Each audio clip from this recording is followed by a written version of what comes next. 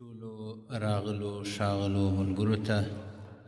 السلام علیکم ورحمت الله وبرکاته. مخکې به یو غزل درته ډالۍ کم وایي: له سترګو به یې پورته کړل قرار باڼه درانه وه، له سترګو به یې پورته کړل قرار باڼه درانه وه، چې ولې نن د هغه ښکلي یار باڼه درانه وه. او مورکۍ وایي په اختر مې سترګې نه در واړولې، مورکۍ وایي په اختر مې سترګې نه در واړولې، خفه نسې په اوښکو مې وبار باڼه درانه وه. او له کرښې د ډیورنډ یې خدای زده څه خاطره راوړه،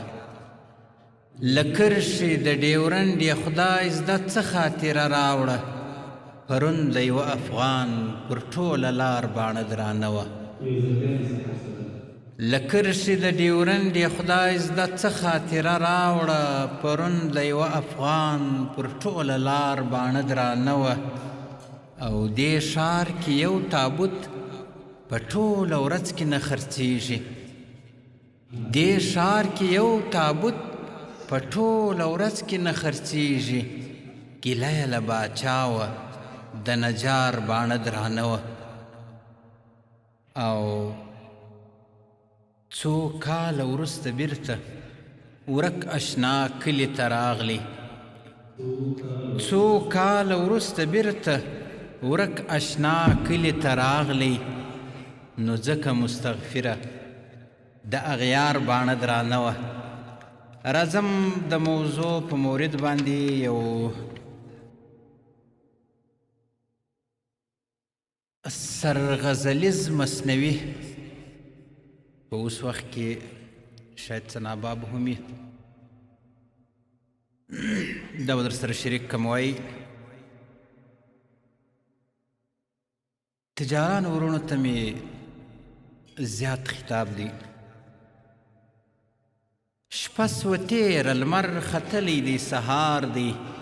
زرغون سوی د وطن دشتو کنار دی، یو ماشوم له کوره ووتی پښې یبله، سر ببر او شونډې وچې بې پایزار دی، د کتاب او قلم توان ورپورې نسته، ای ملي تجاره تا ته انتظار دی. د کتاب او قلم توان ورپورې نسته، ای ملي تجاره تا ته انتظار دی. دغه خاوره مو له سرو زرو د ډکه له واخانه تر هراته تر بولدکه، له دې خاورو څخه زر څنګه راوځي،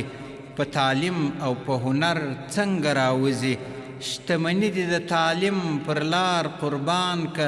راسه ځان د وخت عثمان ابن عفان که، دا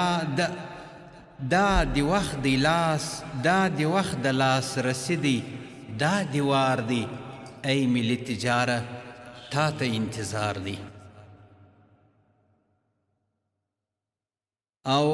غیږه ورکړه ای د مور غوندې هیواده، غیږه ورکړه ای د مور غوندې هیواده، ستا بچی تا ته راغلی تر شمشاده، توتکۍ سترګې یې ډکې دي له خوابه، بې کسۍ یې چغه وایستله تابه، اوس نه لاره نه ګودر ور معلومیږي، په خپل کور کې ناولده دی ژړیږي، ببر سر ولاړ تر څنګ د اغزن تار دی، ای ملي تجاره تا ته انتظار دی. په تاریخ یې هم بلد که افغان څوک و، دا ماشوم په تاریخ بلده ده غواړي، په تاریخ یې هم بلد که افغان څوک و، دا سید جمال الدین پیر روشان څوک و، د غازي ګل محمد خان کارنامه څه وه، احمد شاه ابدالي میرویس خان څوک و، د ملالې په ټپه یې هم خبر که، مکناټن څوک و، غازي اکبر خان څوک و، ادبي هنر له چا څخه زده کیږي، رشاد څوک او خټک خوشحال خان څوک و، ازادي په توره څنګه اخیستل کیږي ملا عمر څوک و پر لار یې روان څوک و دا ماشوم به خدای رالوی کی بیا به وایي چې زما د قام مخکش تجاران څوک و کتابچه لري قلم ورته پکار دی ای ملي تجاره تا ته انتظار دی شپه سوه تېره لمر ختلی دی سهار دی زرغون سوی د وطن دشتو کنار دی یو ماشوم له کوره ووتی پښې یبله سر ببر او شونډې وچې بې پایزار دی د قلم د کتاب او قلم توان ورپورې نسته ای ملي تجاره